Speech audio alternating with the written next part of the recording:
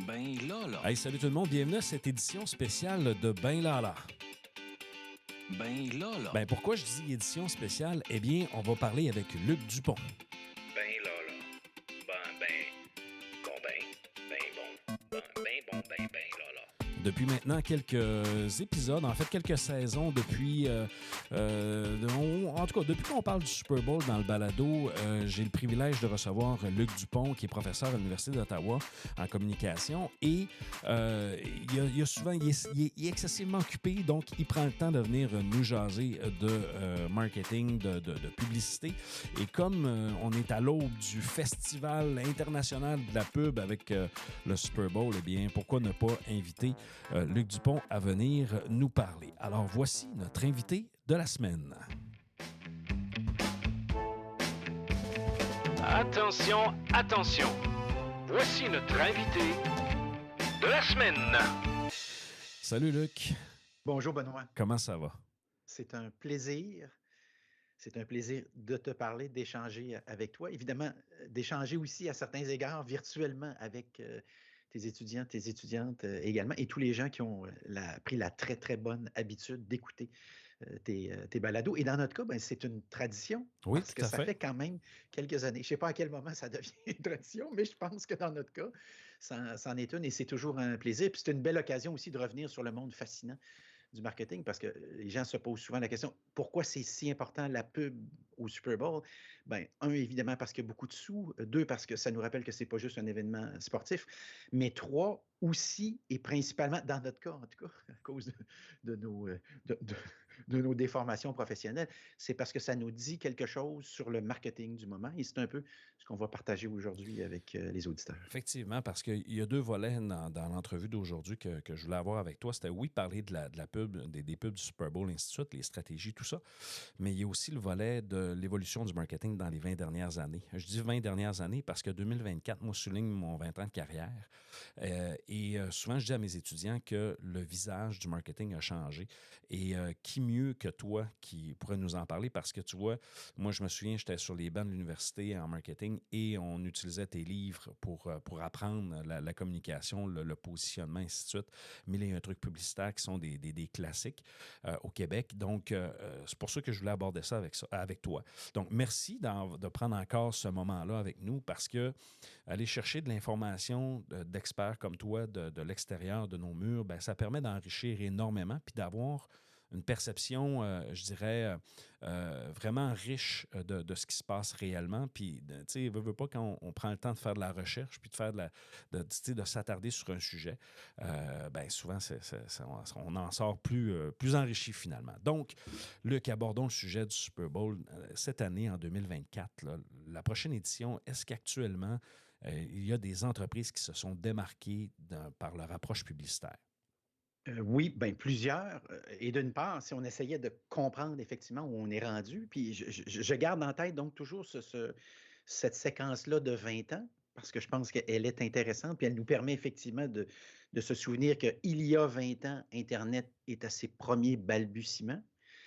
Quelque part, il y a 10 ans, c'est ce qu'on appellerait le point de bascule, ou en anglais le tipping point. D'ailleurs, il y a plusieurs excellents livres qui ont été écrits sur ce sujet-là. Donc, qu'est-ce que c'est le point de bascule? C'est le moment où on sent qu'il y a un changement de garde sur le plan médiatique, sur le plan publicitaire aussi. Alors, on aura compris qu'on parle évidemment des médias numériques ici. D'ailleurs, c'est assez fascinant parce que lorsque tu regardes la courbe des ventes publicitaires à la télé, dans les magazines, dans les journaux également, tu vois que 2012-2013, il y a comme une espèce de plateau.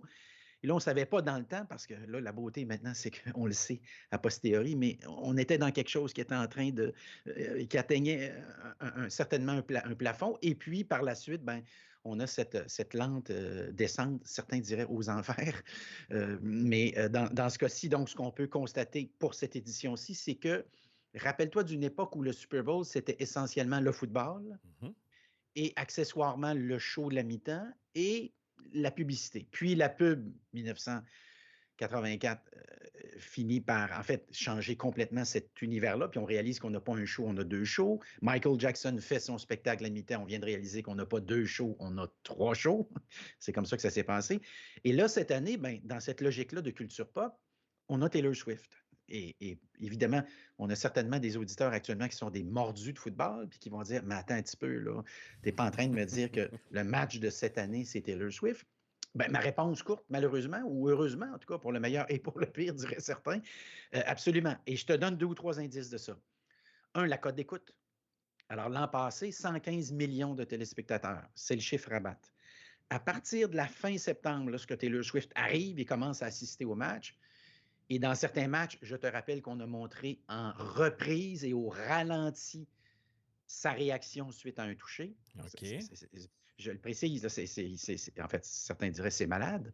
Donc, ça veut dire il y a un toucher et le premier réflexe, c'est de dire voici Taylor Swift au ralenti et sa réaction suite au toucher. Donc, ce que je tente ici de montrer ou de démontrer, c'est que soudainement, il y a ça qui s'ajoute. Donc, une autre propriété. On est à l'ère des propriétés. Alors, la NFL, en 2023, a généré la quasi-totalité des meilleurs auditoires à la télévision. Je pense qu'il y a 3 événements seulement qui ont réussi à se faufiler dans les 100 premiers, là, qui ne sont pas du football à la NFL. Donc, ça c'est renversant. Et 2, tu ajoutes à ça la plus grande propriété du moment sur le plan de la culture pop, Taylor Swift, qui a gagné, je le rappelle, le titre de personnalité de l'année du magazine Time 2023, qui, elle, en arrivant et en assistant au match, génère à peu près automatiquement tout près de 10% de plus d'auditoire.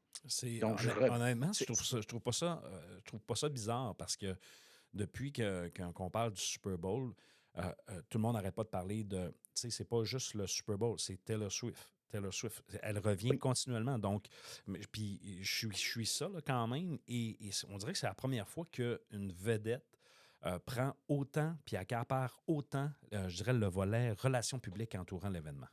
Oui, parce que normalement, je rappelle que quand on parlait de vedettes, et on en a parlé, toi et moi, lors des années précédentes, on parlait des vedettes du show de la mi-temps.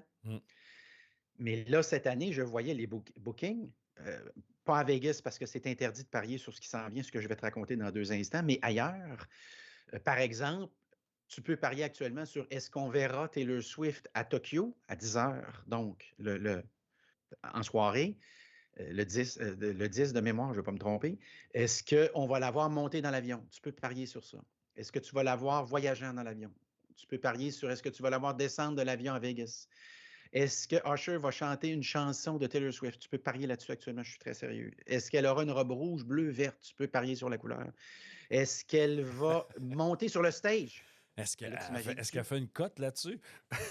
Malheureusement pas. Elle ferait une cote dans mesure où je te rappelle que cette semaine, un petit peu plus tôt, tu as vu l'incident avec Céline Dion, évidemment, qui est très intéressant sur le plan des relations publiques, parce que là, si on faisait cette petite parenthèse-là, momentanément, donc, Taylor Swift nous annonce un nouvel album, tout juste avant le Super Bowl, ça ne s'invente pas, et ça montre son génie marketing. Là, on parle vraiment d'une personne qui est dans une classe, mais totalement à part ici, mais elle fait un petit impair.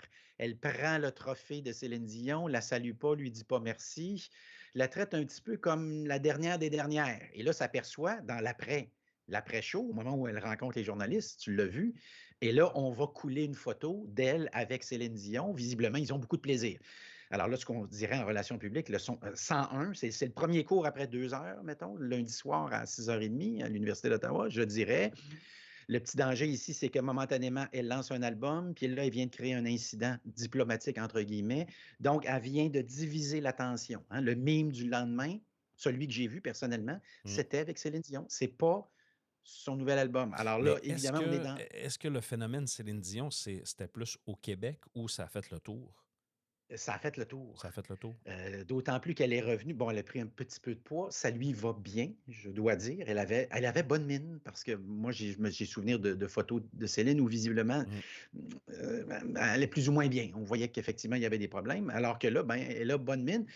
Mais ça nous rappelle aussi qu'être une star comme Taylor Swift, c'est extrêmement difficile parce que chacun de tes micro-gestes, dans ce cas-ci, c'est ce qu'on dirait en communication non verbale. Chacun de tes micro-gestes sont évidemment observés à l'infini. Donc, je reviens à Taylor Swift. Roulement de tambour. Cette année, tu vas retrouver 3 annonceurs qui sont là à cause de Taylor Swift. Ils ne sont pas là sinon. Alors, le premier, c'est Dove. Dove, ça fait 18 ans qu'ils n'ont pas annoncé. Et le slogan de la campagne du Super Bowl, ça va être « Ayez confiance dans votre corps, les filles ». Alors ça, visiblement, ce n'est pas une publicité qui s'adresse à toi, à moi, et aux hommes qui nous écoutent. L'Oréal, avec Nix, c'est la première fois qu'ils annoncent au Super Bowl. C'est la première fois. Et eux, le slogan, c'est le pouvoir des femmes dans le football. Alors, ça, c'est l'effet Taylor Swift. Évidemment, les stratèges, ceux qui s'intéressent à la question comme toi, comme moi, puis comme bien d'autres, se posent la question à quel moment ils ont acheté l'espace? Parce que l'espace vaut quelque chose dans la mesure où Taylor est là. On est d'accord? Tout à fait. Et dans la mesure où les Chiefs sont là. On est d'accord. Oui, C'est oui, pas oui. évident, là. Mais là, est-ce que j'ai acheté ça la semaine dernière? Non, je n'ai pas acheté ça la semaine dernière parce que la semaine dernière, il ne restait plus d'espace. Donc, ici, il y a des gens qui ont fait un calcul hallucinant, qui ont dit, sais-tu quoi? Première semaine fin septembre, première présence de Taylor Swift à Kansas City. Voici la hausse des codes d'écoute chez les femmes. Voici la hausse des codes d'écoute chez les hommes. Je le précise aussi parce que c'est plus 9 chez les femmes, plus 6 chez les hommes. Donc, ce n'est pas un phénomène exclusivement féminin ici, je le précise. Mais voici un exemple de quelque chose qui se passe et qui fait que 115 millions de téléspectateurs l'an dernier. Alors, moi, je prends le 115, je mets plus 10, plus 10%. Alors, rajoute un 11, 12, quelque chose comme ça. Alors, 125 millions dimanche, c'est quelque chose qui est absolument possible. Donc, ça, c'est le premier élément. En n'oubliant pas que la pub cette année coûte 7 millions. 7 Et comme millions on du 30 s'adresse secondes. du 30 secondes, donc comme on s'adresse à des gens qui normalement s'intéressent à ces choses-là, je me permets d'être un petit peu plus précis.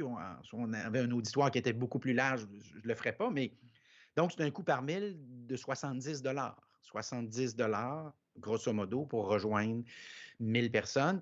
Juste à titre de comparaison, au Canada, pour le même show, dimanche, ça va coûter 200 000 du 30 secondes au OK. Canada anglais. Donc, divise probablement ça par 4, si ce n'est pas 5, et tu as le coût pour le Québec. Alors, ça veut dire qu'au Canada, c'est 25 du 1000. Et pour ceux qui se poseraient la question, c'est quoi la pub qui coûte la plus chère annuellement au Canada? C'est lorsque les Maple Leafs de Toronto jouent dans les séries éliminatoires. Et là, on a déjà vu tiens-toi bien, 100 du 1000. Ça, c'est quelque chose que j'ai pas vu souvent, mais il y a des gens qui sont méchants, qui nous écouteraient et qui diraient j'ai pas vu non plus souvent les Maple Leafs jouer dans les séries. Remarque, le Canadien non plus ces temps-ci, c'est un petit peu plus Non, difficile. effectivement. Mais là-dessus, c'est intéressant parce que dans cette stratégie-là, le fait, par exemple, que ces grandes entreprises-là, souvent, vont travailler avec des agences, est-ce que tu penses que ça peut aussi leur permettre d'avoir cette latitude-là? Parce que possiblement que les agences, eux, doivent quand même réserver du temps d'antenne, puis selon leurs clients, dire OK, ben là, on aurait telle opportunité, puis, tu sais, ils ont peut-être réservé en cas ou peut-être avoir un backup ou peut-être même l'annonceur à la rigueur. Et il doit y avoir sûrement, parce que, tu sais, Dove, qui n'est pas là depuis 18 ans, qui réserve longtemps d'avance avec tout quand même les risques que ça comporte parce que oui, tu peux miser que Kansas City soit là, mais il y a vraiment le gros mais qui est là. Alors, c'est un risque qui est quand même assez élevé. Là. Est-ce que tu penses que les agences jouent un rôle dans leur stratégie à ce moment-là? Évidemment, on n'est pas dans le secret des dieux, mais ce qu'on peut soupçonner, ce qu'on sait aujourd'hui, c'est qu'en novembre, la quasi-totalité des espaces étaient déjà vendus. Il en restait quelques-uns, 4 à 5. C'est souvent des espaces qui sont vendus à vil prix, très, très près de l'événement, en disant au cas où vous auriez changé d'idée. Alors, est-ce que c'est ça? Je ne crois pas que dans les 3 cas, puis je ne t'ai pas parlé de Elf non plus, et les gens qui nous écoutent et qui sont dans le domaine des produits de beauté savent exactement de quoi on parle. Je ne prétends pas que c'est un produit que toi et moi, on utilise fréquemment, Non, mais écoute, tu m'en parles, puis je sais même pas de quoi tu parles. oui, et eux étaient là l'an passé aussi. Alors, ce qu'on peut penser, c'est que dans certains cas, on a misé comme au casino en OK. disant on l'essaye. Dans certains cas, on a dit sais-tu ce qu'on fait? Alors, Dove, évidemment, derrière Dove, tu as un géant des produits non seulement de beauté, mais de consommation courant. Là, je parle de savon, de shampoing, également de crème en tout genre. Alors, eux, ce qui est possible, puis je ne te dis pas que c'est ça qui est arrivé, là, mais ce qui est possible, c'est que l'entreprise derrière Dove dit on achète l'espace et à la lumière de ce qui va se passer, voici l'annonce qu'on va diffuser. Alors là, la beauté, c'est qu'on a un catalogue d'annonces. Et pour ceux qui se poseraient la question, mais donc, c'est dire que certains annonceurs ont plusieurs annonces. Oui, Budweiser serait un exemple. Année après année, jusqu'à tout récemment, à l'exclusion, je prétendrais probablement de l'an passé, Budweiser va tourner toute une série de messages et c'est quelque part à la fin, plus on approche de l'événement, qu'on dit, sais-tu quoi? On a testé en groupe de discussion, focus group, on a testé ces campagnes-là et voici celle qui marche davantage. Alors, dans le cas de Budweiser, évidemment, je ne peux pas m'empêcher d'aborder cette question-là. Je te rappelle, et en soi, c'est un cours de marketing dans les prochains instants, puis ça pourrait être même une question d'examen d'ailleurs. Quelles sont les décisions que Budweiser a prises lors des dernières années qui ont concouru à créer le problème dans lequel il se retrouve actuellement? Alors, pour la même semaine l'an passé, Benoît, pour la même semaine, recul des ventes cette année de 30 30 30 Ça, c'est des centaines de millions de dollars de pertes. Et dans le cas du titre boursier, à certains moments, on dépassait le cap des 2, 3 et 4 milliards de dollars. Donc, c'est colossal. Alors ici, je rappelle la genèse de tout ça. On change de directrice de marketing. On change le patron de la directrice donc, qui a été engagée. Mutuellement, ils trouvent qu'ils font une bonne équipe. Ils décident, première chose, de réduire la pub dans les médias. Pas strictement au Super Bowl, de réduire la pub dans les médias en disant, j'ai une méchante bonne idée, écoute bien ça, on coupe dans la pub, puis on fait plus de pauses sur les médias sociaux. Ça va être incroyable, on coupe dans les dépenses. Première décision. Deuxième décision, on va réduire dans la pub au Super Bowl. Ouch.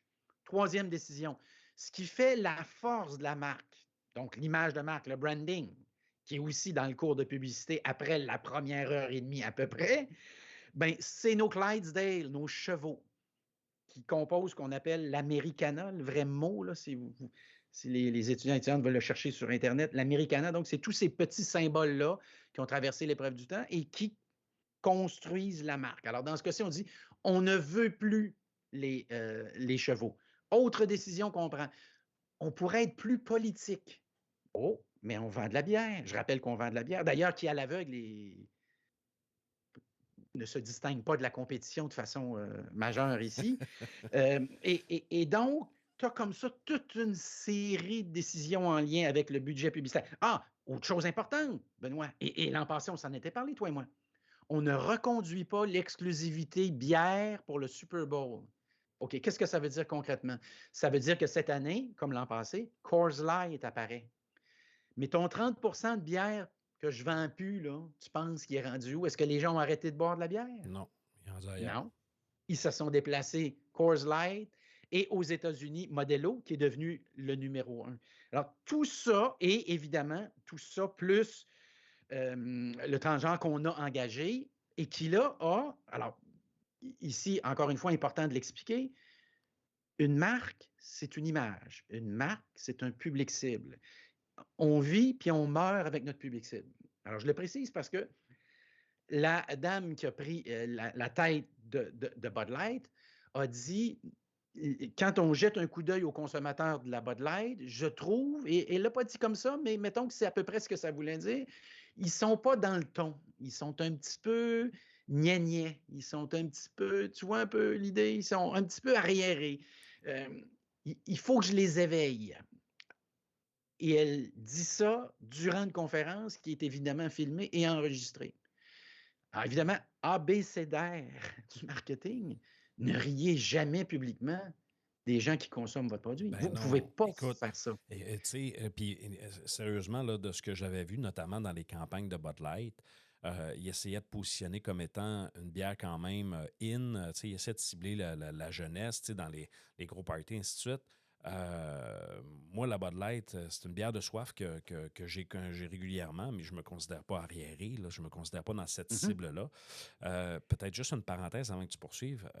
Ce que je retiens de très percutant dans ce que tu viens de dire, c'est la succession de mauvais choix. Et quand je dis de mauvais choix, c'est que, tu sais, les médias traditionnels, souvent les gens vont challenger ça. Tu sais, ils vont dire « Ah, c'est plus bon, c'est plus bon, c'est plus bon ». Je crois qu'il y a une perte de portée dans l'ensemble des médias parce que les gens ont plus de possibilités de consommer des médias. Sauf que la notoriété que la télé apporte, que la radio apporte, c'est une notoriété que qui est très, très, très, très difficile, puis tu me corrigeras si je me trompe, à développer sur les réseaux sociaux, sur le web. Parce que le mode de consommation des réseaux sociaux et tu sais, de tout ce qui est fait alentour de ça est complètement différent. Puis la posture, l'état dans lequel tu les consommes, c'est pas la même chose que quand tu arrives devant la télé. Puis là, c'est sûr que je comprends les grandes entreprises qui doivent se dire, puis qui font peut-être un raccourci en disant, ben là, les jeunes n'écoutent plus la télé, mais ils sont sur les réseaux sociaux, on va essayer de les rejoindre là où ils sont. Oui, mais il faut que tu adaptes aussi ton message, la façon que tu le fais, parce que le média n'est pas pareil. Si tu travailles ce média-là comme tu travailles la télé, ça ne fonctionnera pas.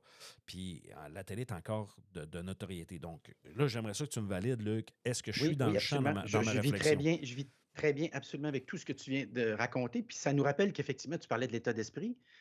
Toi et moi, lorsqu'on on écoute des contenus très pointus, genre actuellement, ce qu'on C'est vrai. écoute là, c'est Oui. pas grand public, on s'entend. Euh, c'est plutôt des podcasts, la balado. Je pense que c'est plutôt ça, effectivement.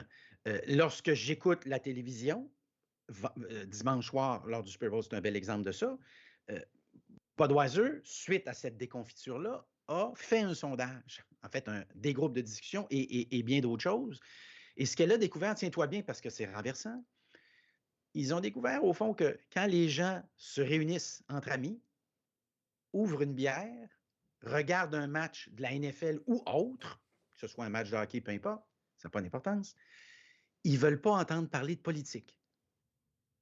Bon, j'aurais le goût de te dire qu'il aurait pu m'appeler, puis on aurait économisé probablement dans ce cas-ci, centaines de milliers de dollars. Tout à fait. Mais ça te donne un petit peu le problème qu'ils ont eu. Puis oui, je reviens aux médias traditionnels et aux nouvelles plateformes. Ce ne sont pas des vases communicants. C'est ça que c'est la leçon. J'ai souvenir d'une époque où on se disait, OK, toute la pub dans le journal papier va se retrouver sur le site Internet du même journal papier. On connaît évidemment la suite de l'histoire. Suite à ça, ce qui est remarquable, c'est que là, imaginons maintenant que les étudiants et étudiantes qui nous écoutent, je vous engage pour corriger le tir. Ah, ça pourrait être d'ailleurs un beau devoir aussi. Tout à fait. Comment vous faites ça? Alors, ce qui est remarquable, tiens-toi bien, et tout ça est logique, on dit, OK, c'était quoi notre force sur le plan symbolique? C'était la pub au Super Bowl. OK, rachète-en 2 minutes et demie cette année. OK, y avait-tu autre chose? Sur le plan du contenu, on a lâché le cheval parce qu'on trouvait que c'était rétrograde. Va chercher les chevaux dans l'étable en courant, puis ramène-moi-les pour qu'on puisse tourner la publicité. Est-ce qu'il y a autre chose aussi? Oui, on s'est mis à faire de la politique, or les gens veulent s'amuser. Engage un humoriste, fais-lui faire une tournée à l'échelle nationale et on va le commanditer. OK, sont où notre monde que tu parlais tantôt qui était un peu rétrograde? Quand on regarde, ils aiment beaucoup la UFC. Ah, qui est le commanditaire de la UFC? Modelo. Qui est Modelo? La bière qui nous a tassé.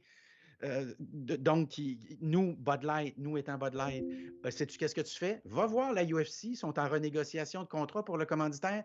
Demande-leur comment ça coûte. Oui, mais ça peut être cher. Non, c'est pas ça la question que je t'ai posée. Je t'ai dit comment ça coûte, puis tu me ramèneras, puis tu leur diras que tu vas signer le contrat. Donc, ils ont signé avec la UFC 6 ans, 105 millions de dollars par année. Alors, tout ce que je viens de te raconter, au fond, alors les chevaux reviennent, je vous annonce ça aussi. Puis l'autre chose, je t'entendais tantôt dire quelque chose de très important, pas se prendre trop au sérieux, puis sur le plan des valeurs aussi. Donc, dimanche, tu vas revoir ou tu vas réentendre la vieille campagne de Bud qui avait fait beaucoup réagir dans le temps, les gens qui se parlent au téléphone puis qui utilisent une expression un peu consacrée, bizarre et étrange. Puis tu vas recommencer à voir des gars puis des filles qui sont dans un bar puis qui ont du fun puis qui boivent de la bière. Mais Donc, c'est un peu ça, tu sais, parce que tu sais, les moments de rassemblement, puis c'est là où que des fois, moi, je trouve que les entreprises font des, tu sais, comme observateur, puis pas juste comme observateur, tu sais, j'ai déjà fait des stratégies comme consultant pour des entreprises. Puis des fois, je rencontrais des clients, puis ils me disaient, moi, justement, j'ai tout mis sur les réseaux sociaux. Ah, mon mur Facebook, mon ci, mon ça. Et souvent, il y avait des erreurs catastrophiques qui étaient faites alentour de ça parce que là, ils s'apercevaient qu'il n'y avait plus de vente. Puis le monde, les gens ne viennent plus, puis ils n'étaient plus présents dans le milieu. Puis souvent, ce qui arrive, c'est que ces petites entreprises-là, moi, souvent, ce que je leur dis, regardez ce que les grands font, inspirez-vous de leur stratégie, Puis allez-y dans cette optique-là. Tu sais, si Budweiser, il va sur des stratégies de marque tu sais, puis qu'eux-mêmes font même des erreurs, puis ils ont des équipes, puis qui mettent des millions en marketing, ben, tu sais, peut-être que vous autres aussi, vous allez en faire, mais au moins sécuriser, tu sais, ce que vous avez, faites-le de façon sécuritaire. Puis moi, c'est sûr que je suis dans l'école de pensée en marketing de, tu sais, le mur à mur ou tu sais, l'extrême, tu sais. Moi, je suis bien plus dans l'approche du mix média équilibré, tu sais, le mix média. Puis quand je parle mix média, là, j'ajoute les nouveaux médias aussi à l'intérieur de ça, là, les réseaux sociaux, ainsi de suite. Donc, être capable d'avoir un certain équilibre à l'intérieur de ça pour pas tout mettre nos œufs dans le même panier.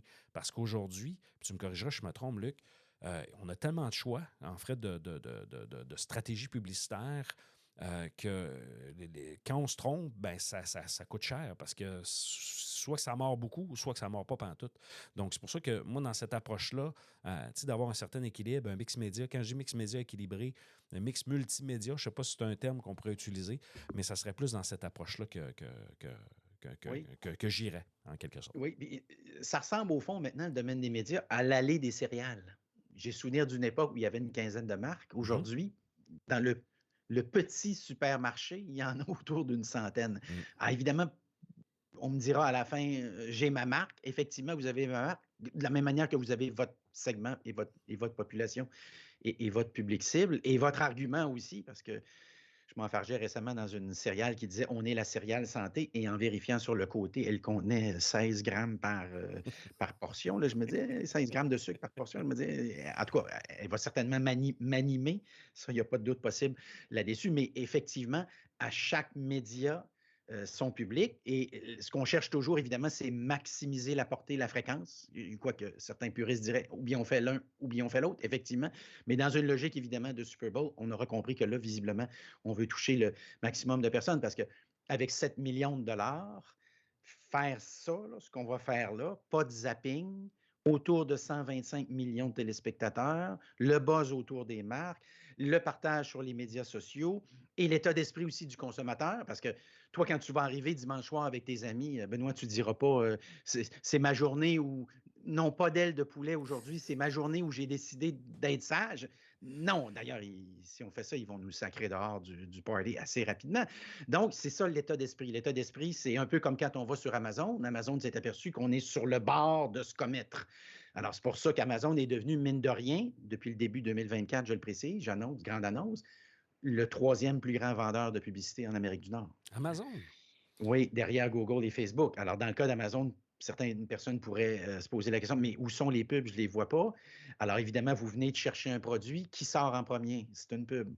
Vous Vrai. achetez un produit et on vous dit ceux qui achètent ceci achètent aussi cela généralement. Une publicité également. Ben, Vous êtes sur Prime plutôt. Video, entre autres, sur Prime, Oui, oui, sur aussi. le Fire TV, là, le fameux Oui, stick qui vend. qui va être un hit hallucinant. Et c'est un modèle d'affaires qui est totalement à l'inverse de celui de Netflix. Hein. Netflix, au début, nous a vendu pas de pub, puis après ça, en fait, pas de pub, effectivement, puis à un moment donné, il nous a dit, au cas où vous voudriez avec pub, on vous le vendrait un petit peu moins cher, alors qu'Amazon nous a offert tout ça gratos, et puis un matin, il nous a dit, désormais, si vous voulez pas de pub, ben là, il faudra payer, puis si vous voulez que ça continue comme ça, ben changez rien, évidemment. Je reviens avec cette notion, donc, on parlait de Budweiser. Cette année, alors, autre phénomène, donc, on a commencé avec Taylor Swift, Budweiser. On vient de se donner les bonnes raisons d'annoncer et pourquoi 7 millions est un deal, je le rappelle. L'autre élément, dans cette logique-là de fais attention de ne pas te tromper, ce n'est pas le soir où il faut déconner, disons-le comme ça, énormément de stars cette année. Alors, je prétendrais qu'utiliser une star, c'est un raccourci. J'ai souvent vu dans des réunions, on n'a pas d'idée, puis quelqu'un lève la main en disant on devrait engager un tel. C'est ça le raccourci. OK. C'est pas toujours en lien avec le concept, mais c'est le raccourci. Puis évidemment, quand on dit à l'annonceur, on a pensé à quelque chose, écoute ça. Kim Kardashian, qu'est-ce que tu en penses de ça? Évidemment, il nous regarde et il nous dit hey, vous n'avez pas réussi ça doit coûter cher, ça. D'ailleurs, tu aurais dû m'avertir à l'avance. Alors, Kim Kardashian va être là pour Oreo. Arnold Schwarzenegger revient cette année. Tu vas avoir Tom Brady, qui, je le rappelle, actuellement fait l'objet d'une poursuite qui pourrait transformer complètement l'industrie de la publicité parce que c'était le porte-parole de FTX. Et il y a des gens qui ont acheté suite à ça certains de ces produits-là, le token comme on l'appelle, et qui disent j'ai perdu beaucoup de mon fric, quoique ces temps-ci, semble-t-il qu'il resterait des sous dans la cagnotte, là, il faudra voir. Mais c'est de la faute à Tom, c'est à cause de lui que j'ai acheté ça. Alors, tu vois un petit peu le précédent qu'on pourrait créer Oui, ici. tout à fait. Quand les stars nous disent d'acheter un produit, elles sont responsables du produit. Ça, on ouvre une brèche là, énorme ici. C'est le procès de Mais ça, l'année, à mon avis. si ça l'ouvre cette opportunité-là, ça va être. Ça va change être- tout. Non, puis ça va être quasi impossible de dire, ben écoute, il y a des produits qui ne. En fait, il y a certaines catégories de produits qui ne sera plus jamais possible d'avoir un porte-parole public parce que le risque va être trop élevé, là. Il va être trop élevé. Wayne Gretzky va être là cette année. Tu vas avoir BetMGM. Alors, c'est aussi l'année où certains de ces. C'est drôle parce que BetMGM, j'étais convaincu qu'il c'était là l'an passé. Et j'ai revérifié ça 2 fois plus tôt qu'une et il n'était pas là.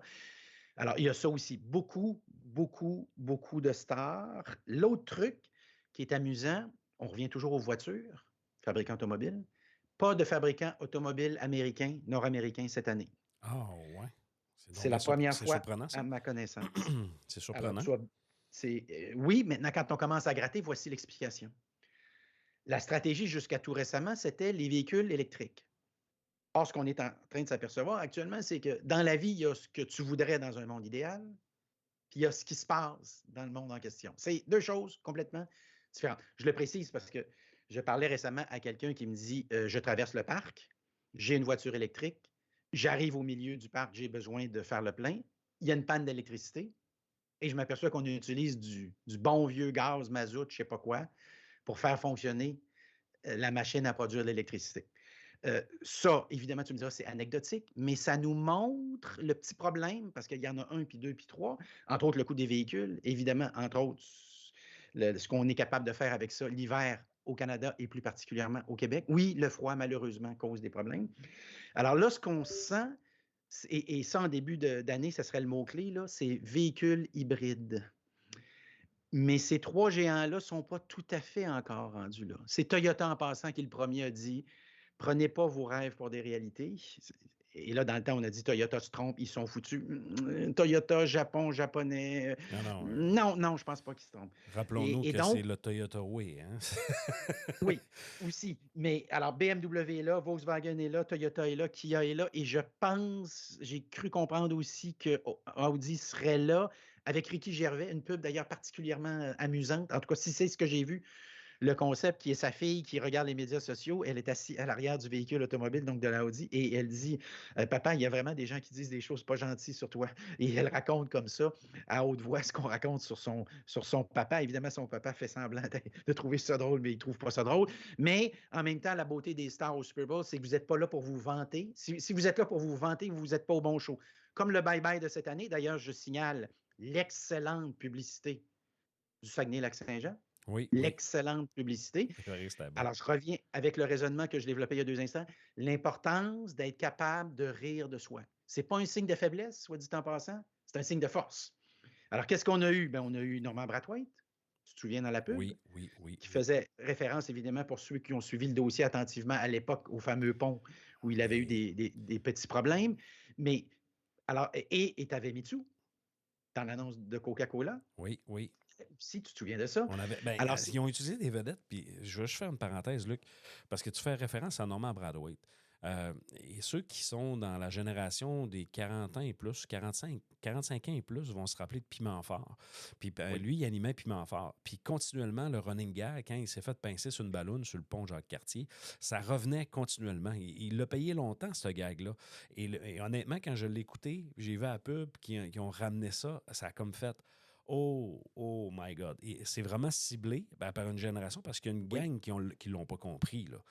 C'était vraiment segmenté pour un groupe d'âge précis. Oui. Et dans ce cas-ci, on peut le faire. Pourquoi? Bien, parce qu'on est dans la même logique que le Super Bowl qui dit on va faire une pub pour les femmes. C'est que dans le pire des cas, dimanche, il y a quoi? 60 millions de personnes qui vont dire c'était une pub qui était destinée à moi, n'est-ce pas? De la même manière que Normand Brathwaite, dans le pire des cas, si on jette un petit coup d'œil sur le profil d'écoute, tu me dis 40 ans et plus, mettons que je pars avec ça, ben sais-tu quoi? Avec 4 millions à l'audimat autour d'eux, Ça veut dire qu'il y avait beaucoup de monde qui ont dit, je m'en souviens de celle-là. Oui. Effectivement, il y a les plus jeunes qui ont dit, papa, explique-moi là, mais il y a les plus âgés et on peut soupçonner qu'on se destinait le message, de toute façon, précisément à ces gens-là plus âgés. Autre truc, Benoît, je vois que le temps file, comme ça nous arrive toujours, mais je m'autorise une dernière remarque importante. Vas-y. C'est qu'on n'est évidemment pas dimanche dans le département de manger sain, S-A-I-N dans ce cas-ci. On est dans le département de s'empiffrer, Oui, c'est le junk d'avoir food. un junk food, d'avoir du plaisir parce que janvier, on le sait, on a même maintenant une journée, ça c'est un nouveau phénomène, ça fait quelques années, hein. On a le lundi la journée la plus difficile de l'année. C'est drôle parce que c'est à la mi-janvier. Bon, ma petite théorie à moi, c'est que c'est aussi normalement la journée où vous recevez le relevé de votre carte de crédit. Mais la température, l'après-Noël, l'après-jour de l'an, on est tout seul, on est à la maison, il fait froid, on ne sort pas.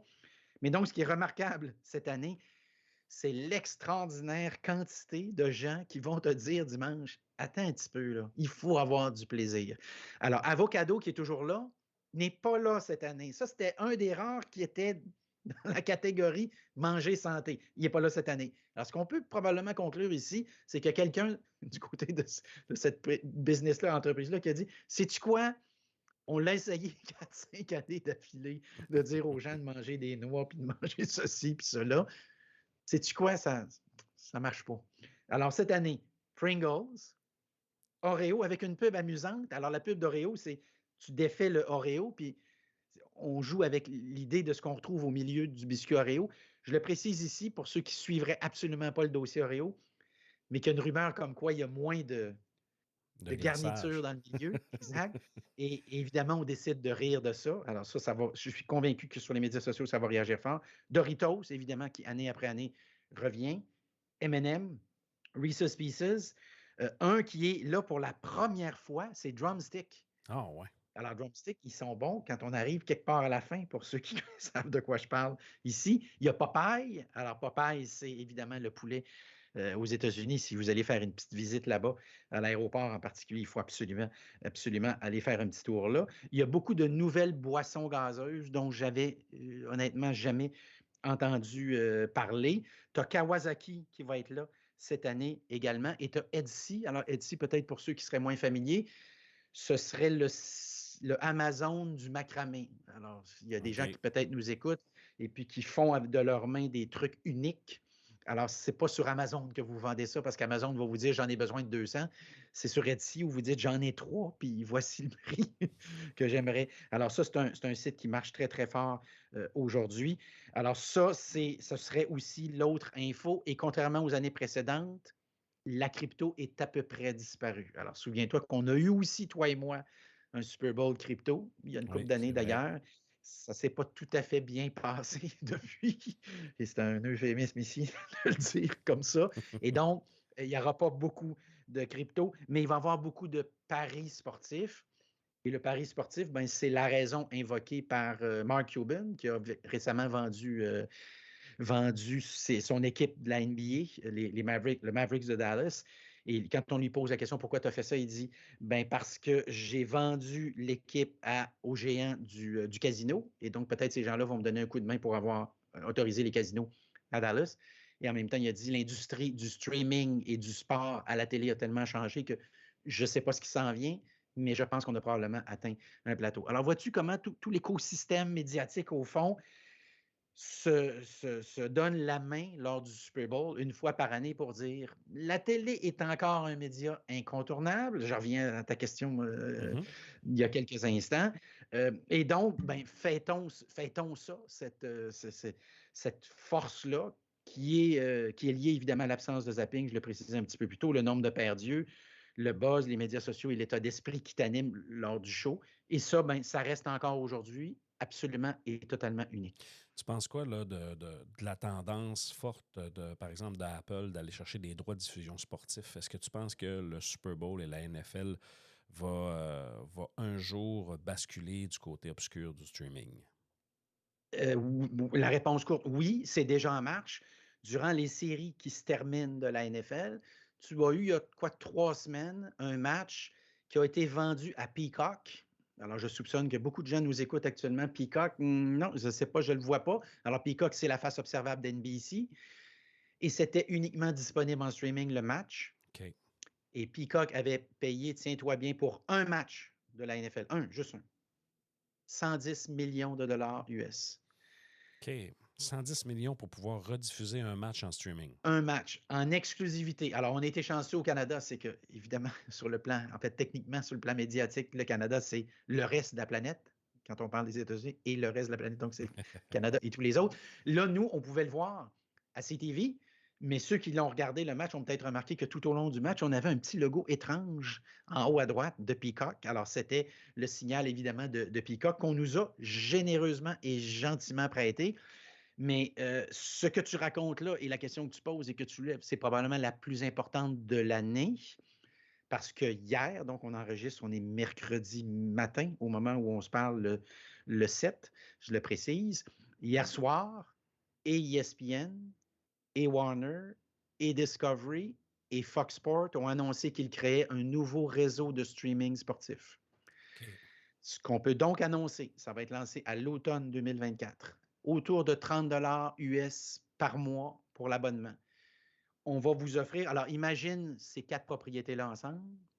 Ils ont la Ligue nationale, la NBA, le baseball majeur, la FIFA, la NFL, je ne vais pas me tromper, j'espère que je ne l'ai pas déjà nommé, le cyclisme, le tennis, le golf.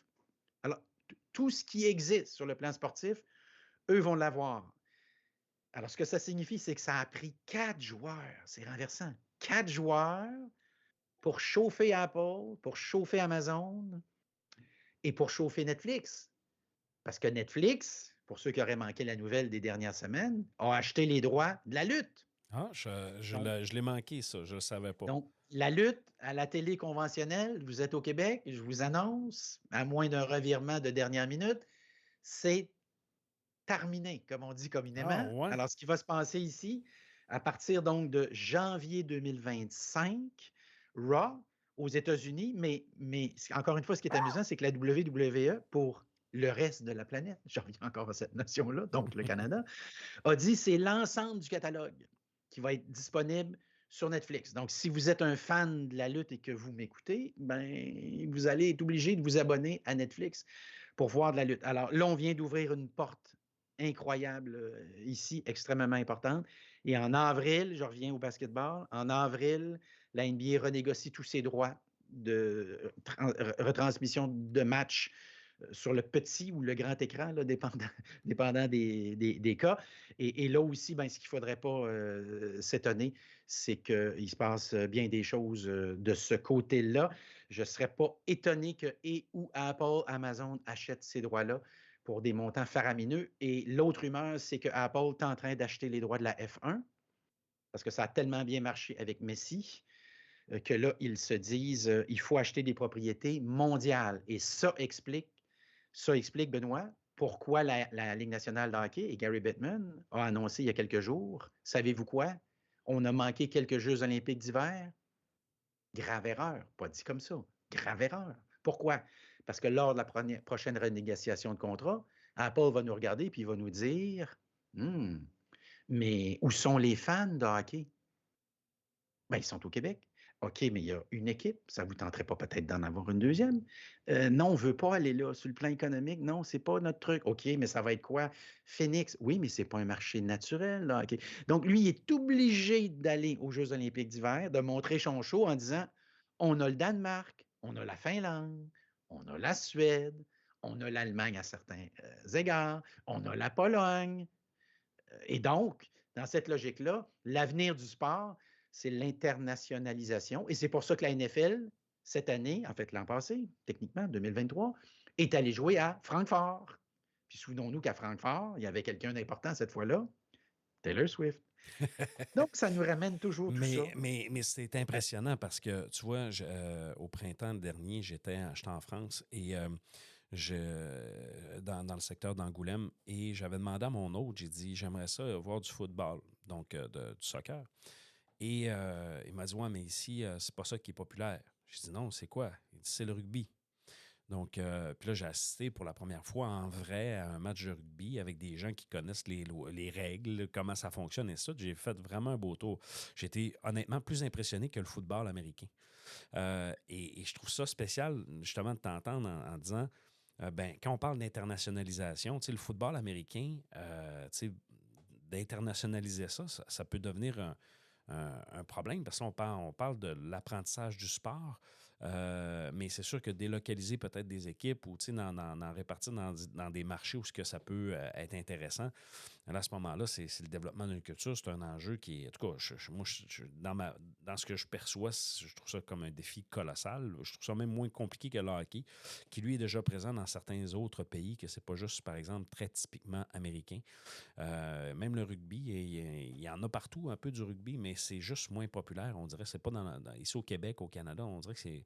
Ben, peut-être pas au Canada anglais, là, tu me corrigeras si je me trompe, là, mais au Québec, il y en a des équipes universitaires, mais hormis ça, il n'y a pas, il y a pas grand-chose. Donc, ce volet internationalisation, comme tu l'apportes, je trouve ça vraiment pertinent parce que ça. On va voir ce changement-là arriver dans les prochaines années, c'est sûr et certain. Puis, veut pas, c'est le cash. Hein, c'est ça qui va faire en sorte que, dans le fond, ça va être les droits de diffusion, et ainsi de suite. Puis là, après ça va être le consommateur qui va dire, bon, à quel endroit je l'achète, de quelle façon que je le consomme, quelle façon je l'écoute. Tu sais, dans les tendances, moi, je suis un amateur de boxe. Luc, je pense qu'on n'en a jamais parlé ensemble, mais moi, je suis un consommateur de boxe. Donc, quand il y a des galas, et surtout les galas québécois, ben, je vais sur le site web, justement, du promoteur, puis j'achète mon droit de streaming, finalement, et je l'écoute en ligne, soit sur mon portable ou sur ma télé, tout dépendant comment je suis organisé. Mais j'aime autant le payer comme ça que de le payer à un grand qui rediffuse le lien tu sais, d'un autre streaming, et ainsi de suite. Puis ça permet de participer, de voir exactement ce qui me tente de voir. Tu sais. Il y a des événements sportifs, des fois, quand, par exemple, sur je sais pas, RDS ou sur TVA Sport, il y a des choses qui me rejoignent moins. Tu sais, il y a des rendez-vous qui m'intéressent moins, mais dans ces types de rendez-vous-là, tu sais, comme le Super Bowl, ben peut-être qu'un jour, on va devoir payer pour le regarder, le match. Là, tu sais, c'est pas loin de ça. Là. Si tous les changements que tu parles arrivent, ben ça va devenir un enjeu aussi. Là. Oui, on est dans les derniers retranchements. Et c'est pour ça que fait-on tout ça pendant que c'est à grand déploiement, parce qu'effectivement, l'expérience Peacock, un match, 110 millions. Donc, combien vaut le match du Super Bowl? C'est la question qu'on pourrait se poser. Tout à fait. Un match, il vaut, ben, en vente de pub, il valait l'an passé 600 millions. Donc, on parle d'un match qui, au-delà de ça, il y a les abonnements, vaudrait tout près, roulement de tambour, tenez-vous bien, près d'1 milliard, tout à fait. un match. Un match. Alors, on est dans cette logique-là. Mais c'était encore une fois une belle occasion cette année, Benoît, de revenir évidemment sur les développements marketing du moment, sur ce que ça signifie concrètement pour le Super Bowl et de ne jamais oublier que ces événements-là qui sont fort divertissants, à la fin, sont avant tout évidemment de grands événements commerciaux. Et c'est ce qui fait aussi qu'à travers cette lorgnette-là, la tienne, la mienne et ceux des étudiants et étudiantes qui nous écoutent, ben, ça prend forme et c'est intéressant. Écoute, Luc, je te remercie pour nous avoir parlé du Super Bowl. Je ne sais pas si en quelques minutes, parce qu'on a pris beaucoup de temps pour le Super Bowl, puis écoute, c'est l'événement du moment, ça vaut la peine. En quelques mots, j'aimerais t'entendre, tu en as fait allusion un peu dans ce qu'on parlait sur le Super Bowl, mais dans les 20 dernières années, tu sais, s'il y a quelques faits marquants que tu trouves qu'on a vécu en fait de changement. Effectivement, 2004, ces années-là ont été quand même marquantes jusqu'à aujourd'hui. La différence entre la profession en 2004 puis aujourd'hui, c'est quoi tu observes le plus? C'est quoi les choses qui ont changé sur le plan marketing? Ben, plus de choix. Plus de choix. En n'oubliant jamais que choisir, c'est sacrifier. Et sacrifier, c'est jamais facile, parce que sacrifier, c'est aussi accepter de ne pas être, de ne pas s'adresser à certains publics et de choisir. Ça, c'est pas évident. L'autre élément, évidemment, c'est qu'à une autre époque, tout était plus facile sur le plan médiatique. On parlait de sport tantôt. On parlait évidemment des stations de sport spécialisées. Donc, sur le plan télévisuel, c'était plus facile. Sur le plan des journaux, ben, on est encore dans quelque chose qui ressemble à une époque bénie. En tout cas, aujourd'hui, on réalise effectivement que c'était le bon vieux temps, comme on l'appelle communément. Sur le plan médiatique, ça ressemble étrangement à ce qu'on a observé du côté des journaux. Sur le plan de la radio, c'est probablement l'un des médias qui traverse le mieux la crise parce qu'on voudra toujours écouter des gens nous raconter des histoires. Hein. C'est ça qu'on fait quand on fait de la radio. C'est ça aussi qu'on fait, soit dit en passant, quand on écoute des podcasts. Et lentement, mais sûrement, je pense que la ligne de force, on parlait tantôt de choisir, c'est sacrifier, c'est la spécialisation. C'est que maintenant, on se surprend tous et chacun d'entre nous à écouter des contenus extraordinairement pointus qui nous comblent totalement, mais qui ne pourraient jamais être offerts à grand déploiement. C'est vrai, ça. Et c'est à certains égards le défi des médias traditionnels qui, eux, travaillent toujours dans une logique de rejoindre le maximum de pères d'yeux ou de paires d'oreilles. Puis évidemment, parler des 20 dernières années, c'est parler de la révolution Internet. Et là, c'est sans fin. Et on est à deux coins de rue, par exemple, dans le cas du Super Bowl. Quand on regardera ça, toi et moi, en streaming, et ça s'en vient, ben, l'annonceur que tu verras ne sera peut-être pas l'annonceur que je verrai. Alors, vous avez maintenant des entreprises aux États-Unis, je pense à The Trade Desk, pour ceux que ça pourrait intéresser, sur le plan de la curiosité, ben, c'est une firme qui dit, nous, dorénavant, la pub qu'on va vendre, elle va être tellement pointue que la tienne ne sera pas la mienne, même lors d'événements à grand déploiement comme le Super Bowl. Alors, on est aussi dans ces eaux-là. Et évidemment, dans le cas de Google, ben, il y a lentement, mais sûrement, fort probablement avec l'arrivée de l'intelligence artificielle, un changement de garde parce que autrefois, je cherchais quelque chose, j'allais sur Google et là, je m'enfargeais dans des tonnes de liens payés ou dans des tonnes de liens qui s'apparentaient plutôt à de la pub ou à du marketing. Et donc, il y avait une espèce de travail de tasser ceci pour tomber sur cela. La beauté avec l'intelligence artificielle, je pense à ChatGPT, un parmi tant d'autres, parce qu'il y en a beaucoup maintenant, mais c'est que vous cherchez quelque chose et on vous donne la réponse et en bonnie, on vous donne même le lien. Je le précise parce que cette semaine encore et la semaine passée, on a eu de grosses annonces du côté de l'intelligence artificielle. Il faudra à un moment donné, toi et moi, faire un podcast juste là-dessus.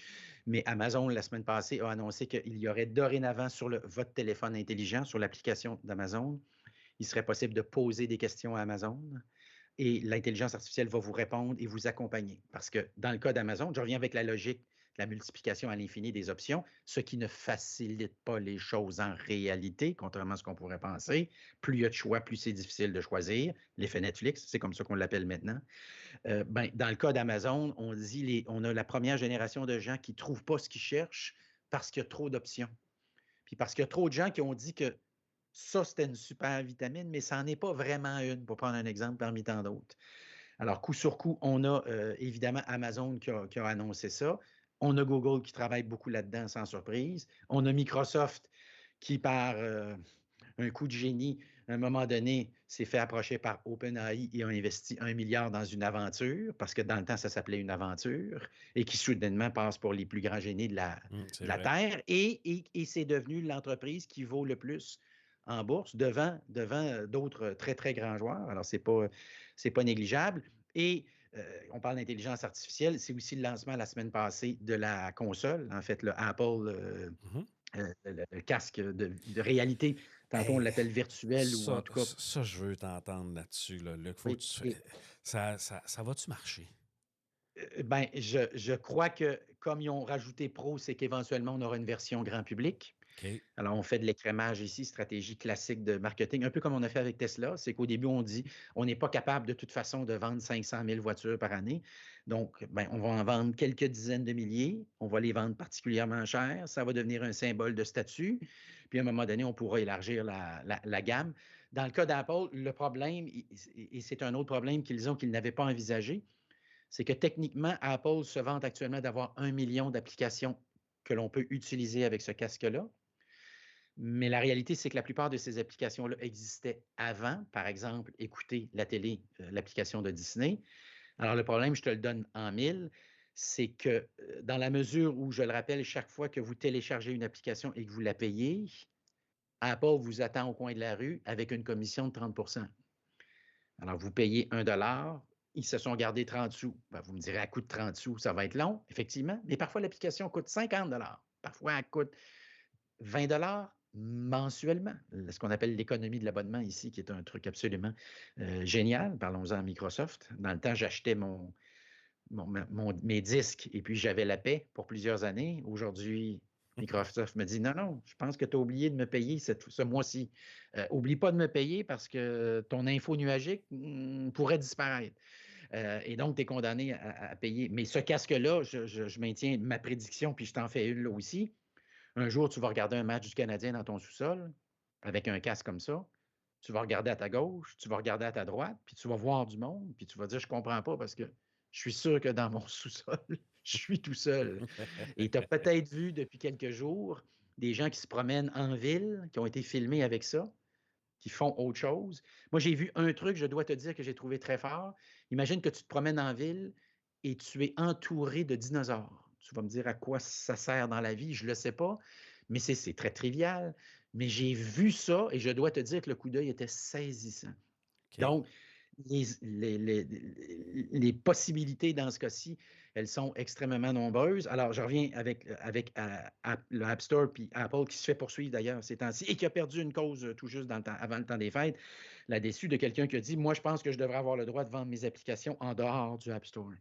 Je pense que ce n'est pas normal que vous allez chercher tout le temps 30 % de tout ce qui se passe puis de mon travail à moi. Et cette entreprise-là a gagné. Donc, ce qui s'est passé, c'est que les compagnies ont très peu fait d'applications spécifiquement destinées à cet outil-là. Il y en a autour de 300 au moment où on se parle.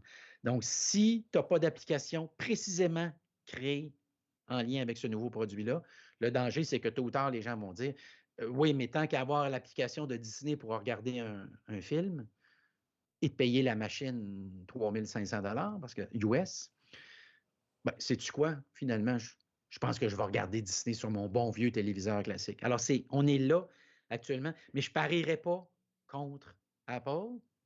Je ne parierai pas contre Apple à ce stade-ci, mais sans le vouloir, Apple a rendu un très grand service à Facebook parce que le métavers de Facebook, c'est une entreprise qui mange de l'argent comme on ne peut pas imaginer. C'est à coût de 10 puis de 15 milliards par année. En lançant ce casque-là, Apple, à certains égards, vient de confirmer qu'il y a peut-être du potentiel de ce côté-là. Et ça, c'est un coup de main extraordinaire pour Facebook, qui lui occupe, je le précise, avec Oculus, le segment bas de gamme. Mais le segment bas de gamme, c'est peut-être le segment que toi puis moi, le premier appareil qu'on va acheter. Tout à fait. Qu'on va dire, c'est quoi, 500, 800 $ pour essayer une nouvelle bébelle, c'est correct. Oui, puis je l'avais essayé celui-là, l'Oculus, c'était quand même assez impressionnant, là, l'usage de ça, les jeux, là, son utilisation.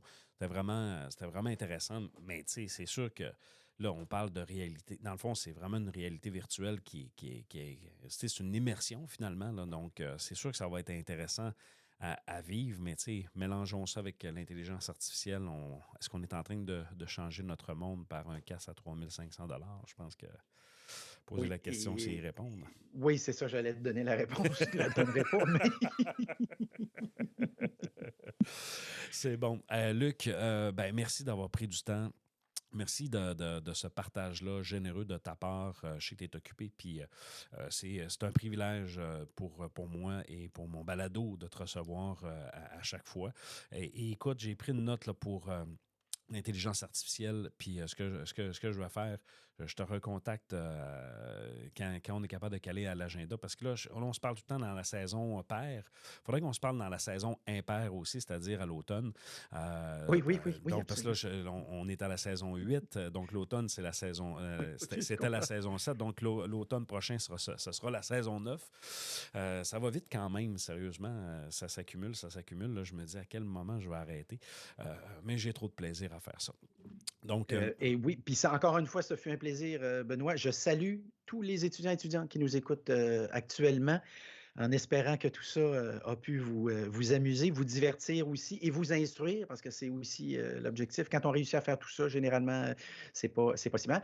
Et coup de chapeau, évidemment, je dois préciser que j'avais accès momentanément aux statistiques de ton podcast, tout juste avant qu'on entre officiellement en ondes, parce que toi et moi, on a échangé pendant quelques minutes de beaux chiffres, franchement, pour un podcast qui, somme toute, il faut le reconnaître, est très, très spécialisé Et donc, félicitations, coup de chapeau, Benoît. Merci beaucoup, Luc.